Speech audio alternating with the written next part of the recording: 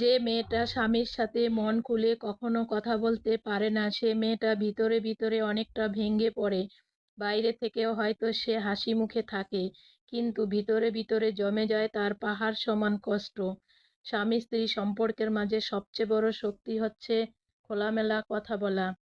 সেই সম্পর্কের মাঝে যদি দেয়াল উঠে যায় তাহলে সংসার চলে হয়তো ঠিকই, কিন্তু কোনো সুখ থাকে না সেখানে। সবকিছু হারিয়ে যে শান্ত থাকে বুঝে নিবেন ওই ব্যক্তি আল্লাহর উপর ভরসা রাখে। সব দুঃখ কষ্ট যে ব্যক্তি হাসি মুখে মেনে নিতে পারে বুঝে নিবেন ওই ব্যক্তি একমাত্র আল্লাহর উপর সবচেয়ে বেশি নির্ভরশীল। আর আল্লাহ তাআলা ওই ব্যক্তিদের উদ্দেশ্যে ডাক দিয়ে বলেন, বান্দা কষ্ট পেও না, ভয় পেও না, নিঃসঙ্গ নিজেকে মনে করো না, বরং দুনিয়ার সব মানুষ তোমার সঙ্গ ত্যাগ করলেও আমি আল্লাহ তোমার সঙ্গে আছি, সঙ্গে থাকবো। ভিডিওটি ভালো লাগলে শেয়ার করে দিন বন্ধুদের মাঝে।